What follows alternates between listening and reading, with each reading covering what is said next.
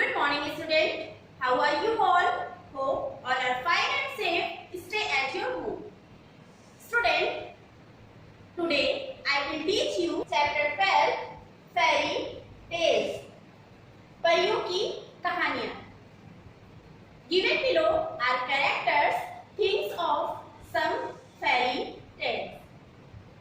Student, आपकी book में कुछ परियों की कहानियां दी गई हैं. स्टूडेंट, इधर स्टोरी का आधा पार्ट दिया गया है और दूसरे साइड भी उसका आधा पार्ट दिया गया है. आपको क्या करना है, इसके पेयर कंप्लीट करके एक कंप्लीट स्टोरी आपको बनानी है. ओके? जैसे अलादीन की स्टोरी तो आपने सुनी होगी. अलादीन नाम का एक लड़का रहता है जो अपने अंकल के कहने पर जंगल की गुफा में जाता है. क्या लेने के लिए जाता है वहां पे? Magic lamp. उसके अंकल उससे कहते हैं कि इस गुफा में एक मैजिक लैम्प है, जादुई चिराग है, जिसको तुम्हें लेके आना है और मैं गुफा के बाहर इंतजार करूंगा. जब वो लड़का गुफा के अंदर जाता है तो उसे वहां पे ढेर सारे सोने, चांदी, हीरे, जवाहरात, बहुत सारी बहुमूल्य वस्तुएं दिखाई देती हैं और वहां पे उसे एक जादुई चिराग भी दिखाई देता है. फिर वो सारे सामान को उठाकर वहां से जब आने लगता है और गुफा के थोड़ी ही दूर पे रहता है, तभी उसके अंकल कहते हैं कि मुझे ये चिराग दे दो. वो लड़का देने से मना कर देता है. फिर उसके अंकल कहते हैं कि अगर ये चिराग नहीं दोगे तो मैं गुफा का दरवाजा बंद करके चला जाऊंगा. और वो लड़का जब मना कर देता है तो उसके अंकल उसको उसी गुफा में बंद करके वहां से चले जाते हैं. लड़का बहुत निराश हो जाता है और वहां बैठ के रोने लगता है. फिर थोड़े टाइम बाद वो जादुई चिराग को ऐसे साफ करता है तो उसमें से जिन निकलता है. और जिन क्या कहता है? कहता है, क्या हुक्म मेरे आका? तो अलादीन कहता है कि मुझे अपने घर जाना है. तो इस स्टोरी में क्या आया? तो अलादीन का पेयर किससे बनेगा? मैजिक लैम्प से. ओके? तो अलादीन को मैजिक लैम्प से मैच कर देंगे. ओके? नेक्स्ट, अली बाबा. ये स्टोरी आपने सुनी होगी. अली बाबा. अली बाबा नाम का एक मेहनती उपकटर रहता था और वो जंगल में जाके लकड़ियां काटता था. एक दिन उसने अपनी पत्नी से कहा कि आज मैं बहुत ज्यादा मेहनत करने वाला हूँ, और वो जंगल में लकड़ियां काटने चला जाता है. लकड़ी काटते काटते शाम हो जाती है और वो जंगल में लकड़ियां काट रहा होता है. तभी उसे घोड़ों के आने की आवाज सुनाई देती है. फिर वो झाड़ी के पीछे जाके छुप जाता है और वो देखता है कि बहुत सारे घोड़ों पे बहुत सारे आदमी जो है आते हैं और एक गुफा के सामने खड़े होके कहते हैं, खुल जा सिमसिम. और गुफा का दरवाजा खुल जाता है. फिर सारे आदमी उस गुफा के अंदर जाते हैं और कुछ सामान रखते हैं. फिर बाहर आते हैं और गुफा के बाहर खड़े होकर कहते हैं, बंद हो जा सिमसिम. गुफा का दरवाजा बंद हो जाता है. फिर सारे आदमी वहां से चले जाते हैं. वो आदमी कितने रहते हैं? 40. अली बाबा 40 चोर. आपने ये कहानी सुनी है ना? गुड. तो अली बाबा भी उस गुफा के सामने जाके खड़े होते हैं और कहते हैं, खुल जा सिमसिम. तो दरवाजा खुल जाता है और वो जब गुफा के अंदर जाते हैं तो देखते हैं कि वहां पे उन आदमियों ने बहुत सारे चोरी किए हुए धन को इकट्ठा किया हुआ था. फिर अली बाबा वहां से कुछ धन वहां से उठाते हैं और लेके चले आते हैं. जब चोरों को पता चलता है कि किसी ने हमारे धन को हाथ लगाया है, किसी ने छुआ है, तो वो क्या करते हैं? वो अली बाबा के घर जाते हैं. उसमें से उनका एक सरदार अली बाबा के घर जाता है और कहता है कि हम मटके के व्यापारी हैं और आपको कुछ मटके दिखाने के लिए ले आए हैं. अली बाबा कहते हैं, अभी तो शाम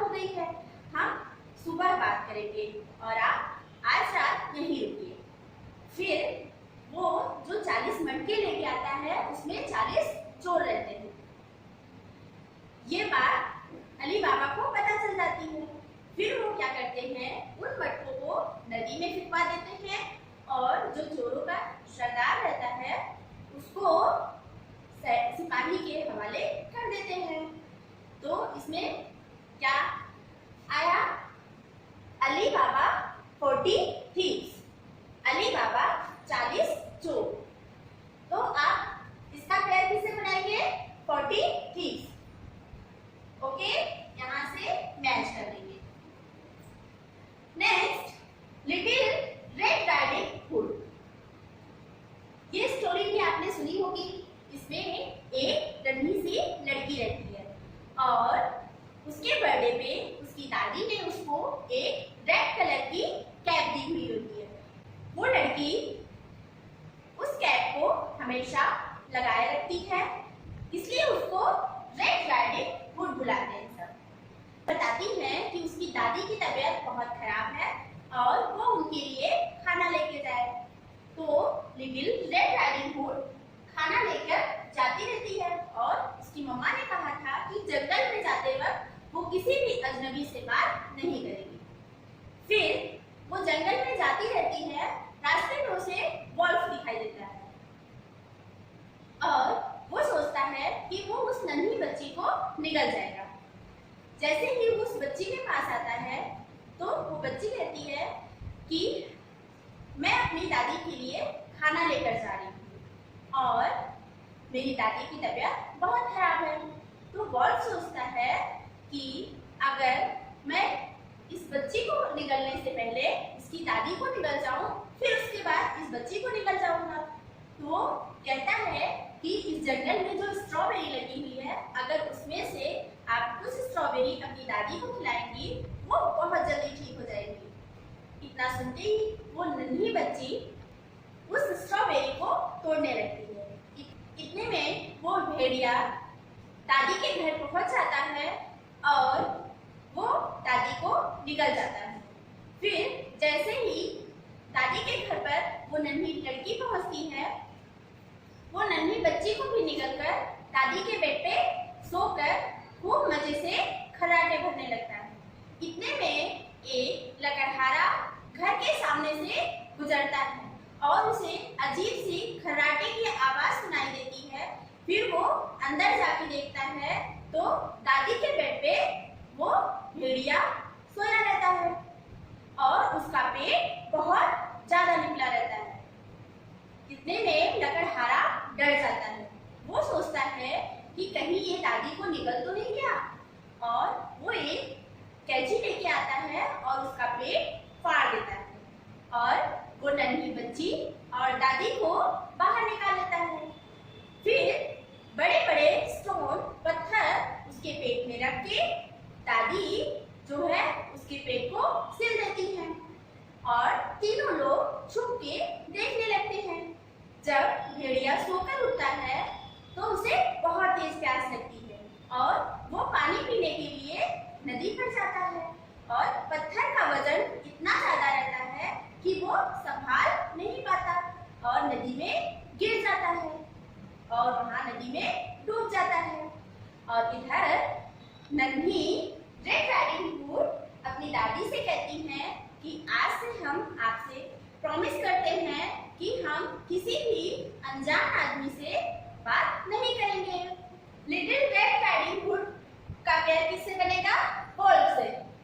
आप इसको इससे मैच करेंगे। Okay, next Cinderella.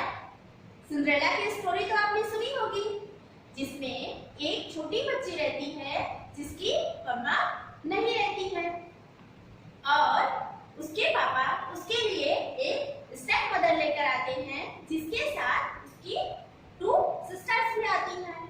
जब उसके फादर घर से बाहर रहते हैं, उसकी मदर उससे सारा काम करवाती है और उसकी जो 2 सिस्टर्स और रहती हैं उनसे कोई काम नहीं करवाती है। एक दिन एक पार्टी की इनविटेशन आई जिसमें सभी को जाना रहता है।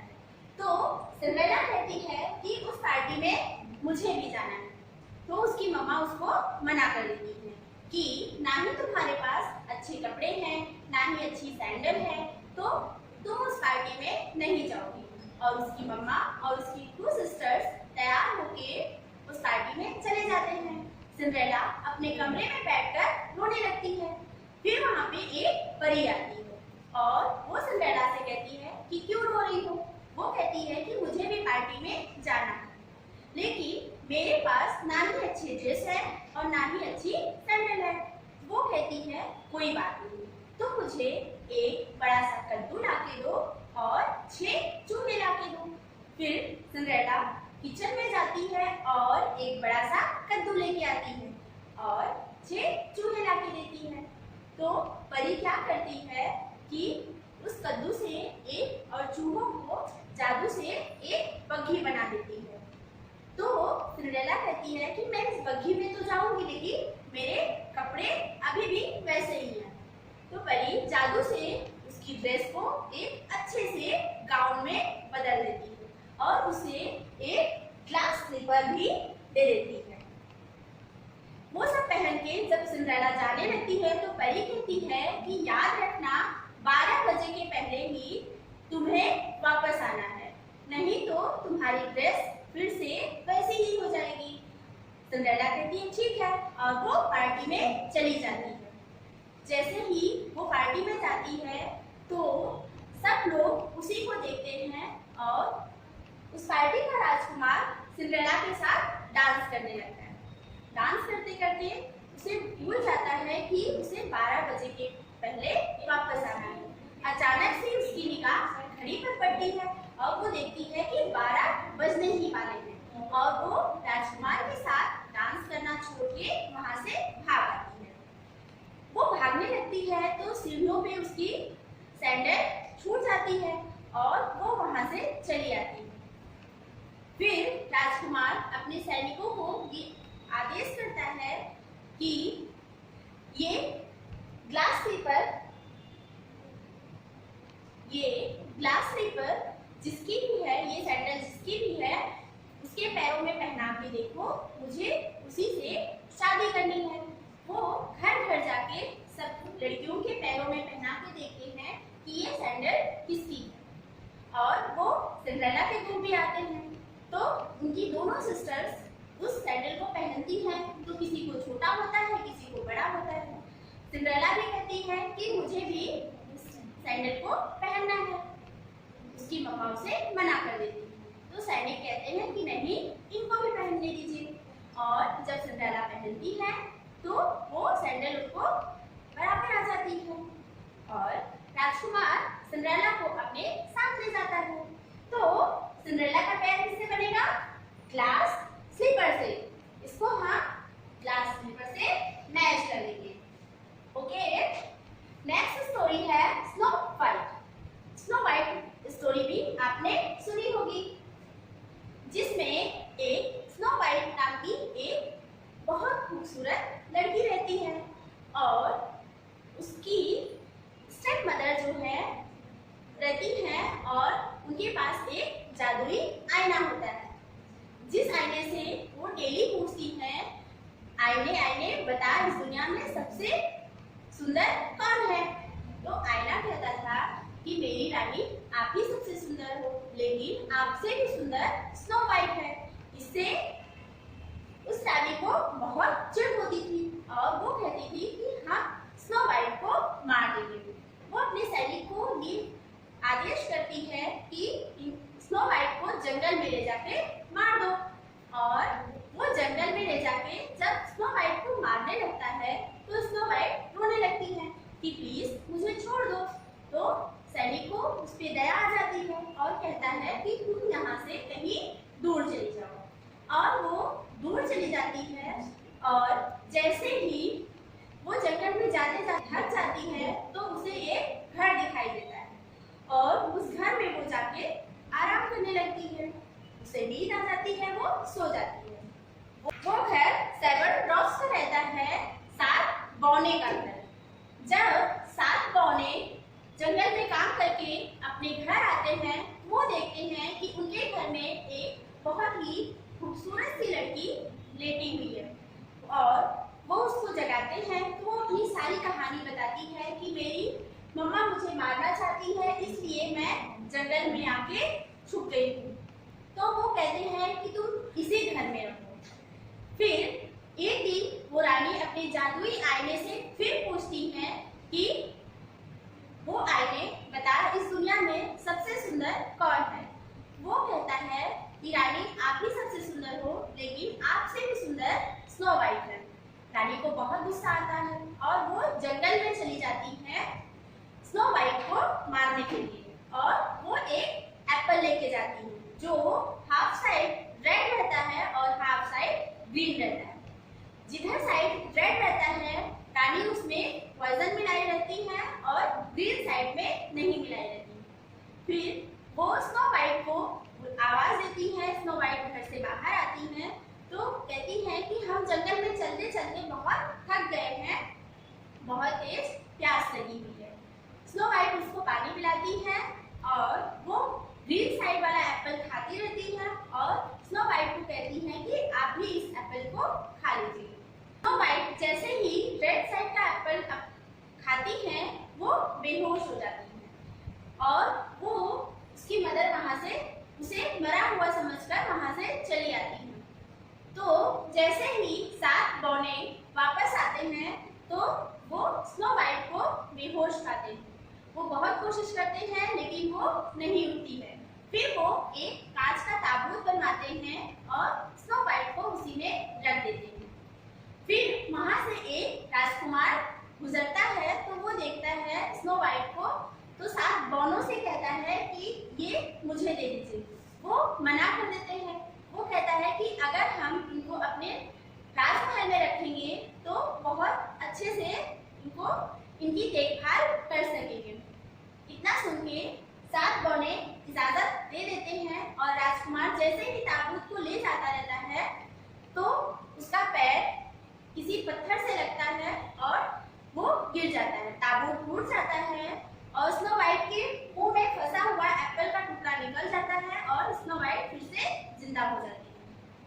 तो स्नो वाइट किसके घर में रुकी थी? 7 ड्रॉप्स। इसका पेयर किससे बनेगा? 7 बौनों से। यहाँ snow white 7 drops. Okay, next Goldilocks. ये स्टोरी भी आपने सुनी होगी जिसमें गोल्डी लॉक्स नाम की एक छोटी सी लड़की रहती है जो अपने घर से दूर चली जाती है जंगल में घूमते घूमते, और वो जंगल में जाते जाते थक जाती है तो उसे एक घर दिखाई देता है जहाँ पे 3 बियर्स रहते हैं, जिसमें मम्मा बियर्स ने बहुत अच्छी सी दलिया बनाई हुई थी और सब खाने के लिए बैठे तो उन्हें दलिया बहुत गर्म लगी। फिर वो कहे कि चलो हम बाहर थोड़ा टाइम टहल के आते हैं। जैसे ही वो बाहर गए तो इतने में गोल्डी लॉक्स घर के अंदर आ जाती है और वो देखती है कि डाइनिंग टेबल पे 3 बाउल्स में दलिया रखी हुई है। वो पहले डैडी बियर की दलिया को टेस्ट करती है और कहती है इसमें तो बहुत नमक है।